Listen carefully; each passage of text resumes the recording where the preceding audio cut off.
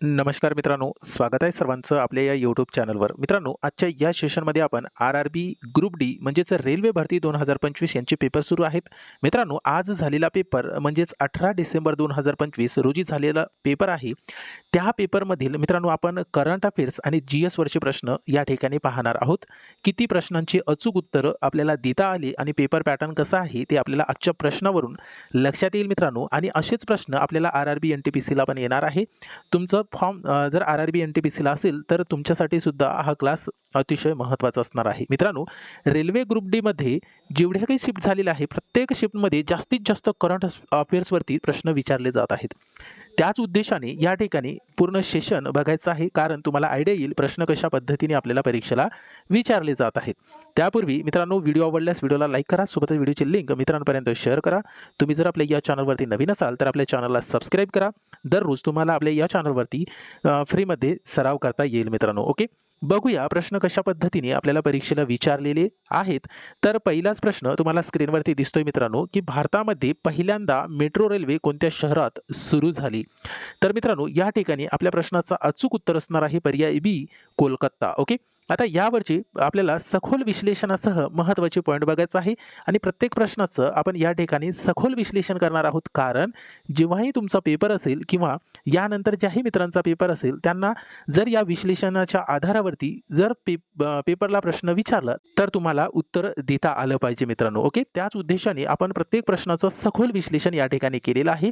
यापूर्वीचा जर व्हिडिओ तुम्ही बघितले नसेल तर त्याच्यामध्ये पण बघू शकता. आपण प्रत्येक प्रश्नाचं सखोल विश्लेषण केलेलं आहे आणि स्पर्धा परीक्षेसाठी जे काही महत्त्वाचे पॉईंट आहेत तेच आपण त्या ठिकाणी घेतलेले आहेत. ओके, आता तुम्हाला या ठिकाणी विश्लेषणामध्ये बघा काय दिलेलं आहे, की भारतामध्ये पहिली मेट्रो रेल्वे कोलकाता शहरात सुरू झाली, जी भारतातील पहिली नियोजित आणि कार्यरत जलद वाहतूक व्यवस्था आहे आणि ती 24 ऑक्टोबर 1984 रोजी धावली. मित्रांनो, लक्षात ठेवा, ज्यामुळे देशाच्या शहरी वाहतुकीत एक नवीन युगाची सुरुवात झाली. क्लिअर झालं? महत्त्वाचे पॉईंट आहे मित्रांनो. याच्यामध्ये अतिशय महत्त्वाचे मुख्य मुद्दे आपल्याला या ठिकाणी बघायचं आहे. यावरती परीक्षेला प्रश्न विचारला जाऊ शकतो. तर शहर आपल्याला लक्षात ठेवायचं आहे कोलकाता, पश्चिम बंगाल. या ठिकाणी सुरुवात कधी झाली मेट्रो रेल्वेची? तर 24 ऑक्टोबर 1984 रोजी. महत्त्व काय आहे? तर ही भारतातील पहिली जलद परिवहन प्रणाली आहे. तर या ठिकाणी महत्त्वाचे पॉईंट आपण बघितलेले आहेत मित्रांनो. ओके, लक्षात ठेवा. याच्यानंतर आपल्याला परीक्षेला प्रश्न काय विचारलं होतं बघा, स्क्रीनवरती दिसतोय, की पंडित हरिप्रसाद चौरसिया खालीलपैकी कोणत्या वाद्याशी संबंधित आहे? मित्रांनो, या प्रश्नाचं अचूक उत्तर असेल पर्याय बी, बासरी. ओके, आता यावरचे महत्त्वाचे पॉईंट आपण या ठिकाणी क्लिअर करूया स्पष्टीकरणाच्या माध्यमातून. आपण त्याच्याबद्दल वैयक्तिक माहिती बघूया. तर बघा, त्यांचा जन्म झाला होता मित्रांनो 1 जुलै 1938 प्रयागराज उत्तर प्रदेशमध्ये. घराणा त्यांनी मैहार घराण्याचे त्यांनी शिक्षण घेतले आहेत. त्यांचे गुरु होते मित्रांनो. त्यांनी सुरुवातीला पंडित जवाहर यांच्याकडून गायनाचे धडे घेतले, परंतु नंतर अन्नपूर्णादेवी यांच्याकडून बासरीचे शास्त्रयुक्त शिक्षण घेतले. ओके, आता यावरचे आणखी महत्त्वाचे पॉईंट आपल्याला या ठिकाणी बघायचं आहे. त्यांना मिळालेले महत्त्वाचे पुरस्कार लक्षात ठेवा मित्रांनो, की भारत सरकारने त्यांना त्यांच्या कलेबद्दल सर्वोच्च नागरी पुरस्कारांनी सन्मानित केलं आहे. पद्मभूषण पुरस्कार 1992 मध्ये मिळाला मित्रांनो, पद्मविभूषण 2000 मध्ये आणि संगीत नाटक अकादमी पुरस्कार 1984 मध्ये मिळालेला आहे. ओके, इसवी सन लक्षात ठेवा. आपल्याला यावरती परीक्षेला प्रश्न येऊ शकतात.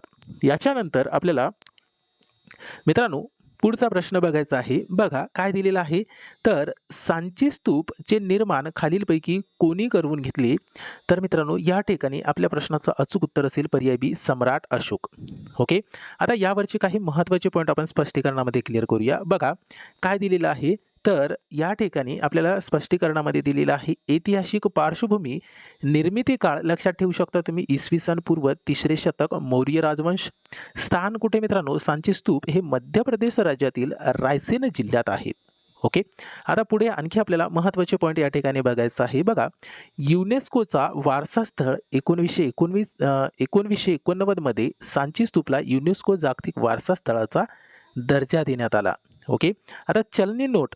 ओके, आता भारताची जी चलनी नोट आहे त्यामध्ये बघू शकता भारतीय 200 रुपयाच्या नोटेच्या मागील बाजूस सांची स्तूपाचे जे चित्र आहे ते छापलेलं आहे.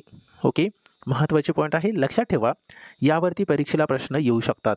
ठीक आहे. याच्यानंतर आपल्याला पुढचा प्रश्न बघायचा आहे. परीक्षेला काय विचारलं होतं बघा. सारिकास्क व्याघ्र प्रकल्प खालीलपैकी कोणत्या राज्यात स्थित आहे? तर मित्रांनो, काय असेल या प्रश्नाचं अचूक उत्तर?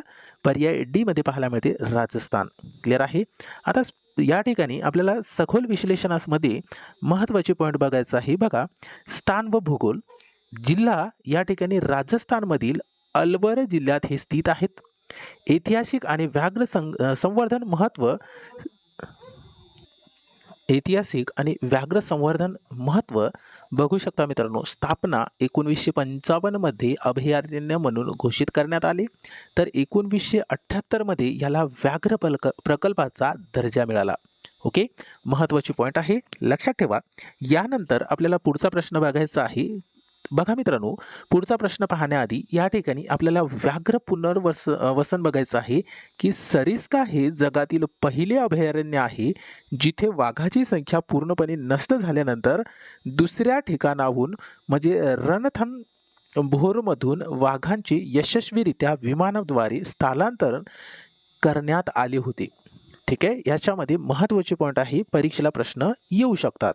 ओके, आता आपल्याला पुढच्या प्रश्नाकडे जायचं आहे. बघा, परीक्षेला काय विचारलं होतं की रहूप हे लोकनृत्य कोणत्या राज्य किंवा केंद्रशासित प्रदेशाशी संबंधित आहे? मित्रांनो, या प्रश्नाचं अचूक उत्तर असेल पर्याय सी, जम्मू आणि काश्मीर. ओके, यानंतर आपल्याला पुढच्या प्रश्नाकडे जायचं आहे. बघा, आपल्या स्क्रीनवरती दिसतोय काय प्रश्न विचारला होता. भारतीय रेल्वे बोर्डची स्थापना कोणत्या वर्षी करण्यात आली? मित्रांनो, महत्त्वाचा प्रश्न आहे. प्रश्न असा होता की भारतीय रेल्वे बोर्डची स्थापना कोणत्या वर्षी करण्यात आली? तर या प्रश्नाचं उत्तर लक्षात ठेवायचं आहे 1905. ओके, आता यावरचे महत्त्वाचे पॉईंट आपण स्पष्टीकरणामध्ये क्लिअर करूया. बघा, आता या ठिकाणी दिलेलं आहे की 1901 मध्ये थॉमस रॉबिन्सन समितीच्या शिफारशीनंतर 1905 मध्ये लॉर्ड कर्झन यांच्या कार्यकाळात रेल्वे बोर्डची अधिकृत स्थापना झाली किंवा स्थापना केली. 1950 मध्ये भारतीय रेल्वेचे राष्ट्रीयकरण करण्यात आले. बघा, महत्त्वाचे पॉईंट आहे. रेल्वे बोर्डचे मुख्यालय हे नवी दिल्ली येथे आहे आणि हे रेल्वे मंत्रालयाच्या आधिपत्याखाली काम करते. बघा, किती महत्त्वाचे पॉईंट आहे रेल्वे वरती. ओके, आता पुढच्या प्रश्नाकडे जाण्याआधी मित्रांनो, तुम्हाला जर दररोज अशाच पद्धतीने सखोल विश्लेषणासह शिकायचं असेल फ्री ऑफ कॉस्ट, तर मित्रांनो आपल्या या इग्नाइट करिअर पॉईंट या यूट्यूब चॅनलला सबस्क्राईब करायचं आहे. सोबतच बेल आयकॉनवरती क्लिक करायचं आहे, म्हणजेच जेव्हाही आपण व्हिडिओ अपलोड करेल तेव्हा काही सेकंदामध्ये तुम्हाला व्हिडिओचे नोटिफिकेशन मिळून जाईल. आणि मित्रांनो, आपल्या या चॅनलमध्ये तुम्ही जेवढेही क्लासेस बघसाल त्या क्लासमध्ये आपण प्रत्येक प्रश्नाचं सखोल विश्लेषणासहच व्हिडिओज अपलोड केलेला आहेत. ओके, त्यासाठी महत्त्वाचेच कंटेंट आपल्याला या यूट्यूब चॅनलवरती पाहायला मिळत असतो मित्रांनो. ठीक आहे, स्पर्धा परीक्षेसाठी जेवढे काही महत्त्वाचे विषय आहेत त्याच विषयावरतीच आपण व्हिडिओ आपल्या या यूट्यूब चॅनलवरती टाकत असतो. त्यासाठी आपल्या चॅनलला फक्त सबस्क्राईब करून ठेवायचं आहे, सोबतच बेल आयकॉनला क्लिक करायचं आहे. ठीक आहे, आणि टेलिग्राम ग्रुपला सुद्धा जॉईन करायचं आहे. त्याची लिंक मी व्हिडिओच्या डिस्क्रिप्शन बॉक्समध्ये दिलेली आहे. त्यामध्ये तुम्हाला क्लासेसची PDF आणि सोबतच मित्रांनो क्लासेसची लिंक आणि स्पर्धा परीक्षेशी रिलेटेड अपडेट त्यामध्ये मी टाकत असतो. ठीक आहे, त्यासाठी आपल्या या चॅनलसोबत जुळून राहा आणि दररोज फ्रीमध्ये सखोल विश्लेषणासह सराव करत राहा. ठीक आहे, आता याच्यानंतर आपल्याला बघायचं आहे पुढे प्रश्न काय विचारलं होतं परीक्षेला की ऑक्सिजनचा शोध खालीलपैकी कोणी लावला? लक्षात ठेवा, या प्रश्नाचं उत्तर पर्याय बी मध्ये पाहायला मिळतो, जोसेफ प्रिस्टले. ठीक आहे, यामध्ये आपल्याला पर्याय बी या ठिकाणी करेक्ट उत्तर पाहायला मिळतो. ठीक आहे, याच्यानंतर पुढचा प्रश्न बघायचा आपल्याला. बघा, काय विचारलं होतं परीक्षेला की सिमलीपाल राष्ट्रीय उद्यान भारतातील कोणत्या राज्यात स्थित आहे? मित्रांनो, या प्रश्नाचं अचूक उत्तर असणार आहे पर्याय सी, ओडिसा. ओके, आता यावरचे जे काही महत्त्वाचे पॉईंट आहे ते आपण स्पष्टीकरणामध्ये बघूया. बघा, स्थान कुठे आहे तर हे उद्यान ओडिसा राज्यातील मयूरभंज या जिल्ह्यात आहेत. लक्षात ठेवा, परीक्षेला येऊ शकते. विशिष्टता काय आहे तर सिम्पलीपाल हे जे केवळ राष्ट्रीय उद्यान नसून एक व्याघ्र प्रकल्प आणि युनेस्को बायोस्फियर रिझर्व देखील आहेत. ओके ओके, महत्त्वाचा प्रश्न आहे, लक्षात ठेवा. याच्यानंतर आपल्याला पुढे बघायचं आहे काय परीक्षेला प्रश्न विचारला होता की व्हेनेझुएला या देशाची राजधानी कोणती आहे? तर मित्रांनो, हे या ठिकाणी आपल्या प्रश्नाचं करेक्ट उत्तर पर्याय बी मध्ये पाहायला मिळतो, कराकास.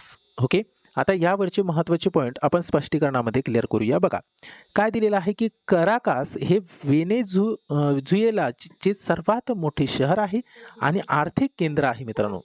या देशाची माहिती जर आपल्याला बघायची म्हटलं तर व्हेनेझुएला हा दक्षिण आफ्रिका खंडातील एक देश आहे. क्लिअर झालं? लक्षात ठेवा, महत्त्वाचा प्रश्न आहे. याच्यानंतर पुढचा प्रश्न बघायचा आपल्याला. बघा काय विचारलं होतं परीक्षेला की भारतात रेशमाचे सर्वाधिक उत्पादन कोणत्या राज्यात होते? तर मित्रांनो या प्रश्नाचं अचूक उत्तर काय असणार आहे? पर्याय डी, कर्नाटक. ठीक आहे, या कर्नाटक राज्यामध्ये भारतातील रेशमाचे सर्वाधिक उत्पादन करणारा हा राज्य आहे मित्रांनो.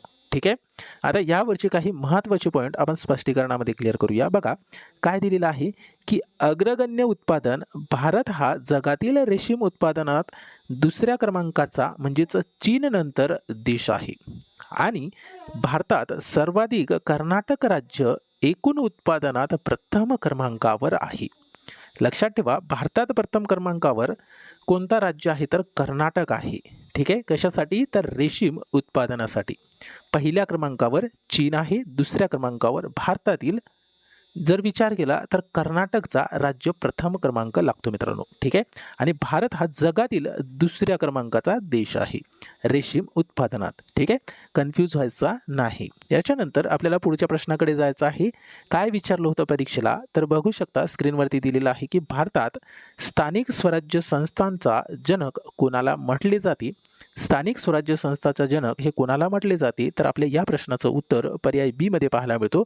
लॉर्ड रिपन यांना स्थानिक स्वराज्य संस्थाचा जनक असे म्हणतात. तर मित्रांनो यावरचे महत्त्वाचे पॉईंट आपण स्पष्टीकरणामध्ये क्लिअर करूया. बघा ऐतिहासिक पार्श्वभूमी जर म्हटलं तर लॉर्ड रिपन यांनी 18 मे 1882 रोजी स्थानिक स्वराज्य संस्थांचा प्रसिद्ध कायदा म्हणजेच ठराव संमत केला. या ठरावामुळे भारतातील स्थानिक स्वराज्य संस्थांच्या विकासाला खऱ्या अर्थाने सुरुवात झाली.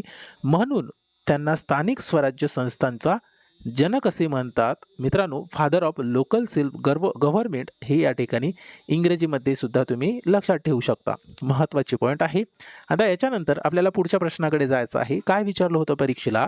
तर बघू शकता स्क्रीनवरती दिसतोय की भारताचा मुख्य निवडणूक आयुक्तांची म्हणजे चीफ इलेक्शन कमिशनरची नियुक्ती कोण करतो?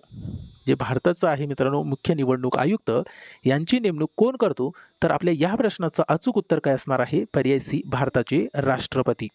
ओके, आता यावरचे महत्त्वाचे पॉईंट आपण स्पष्टीकरणामध्ये बघूया. बघा काय दिलेलं आहे सखोल विश्लेषणामध्ये की घटनात्मक तरतूद अशी आहे की भारतीय राज्यघटनेच्या कलम 324 पैकी 2 नुसार मुख्य निवडणूक आयुक्त आणि इतर निवडणूक आयुक्तांची नियुक्ती करण्याचा अधिकार हे भारताच्या राष्ट्रपतींना आहे.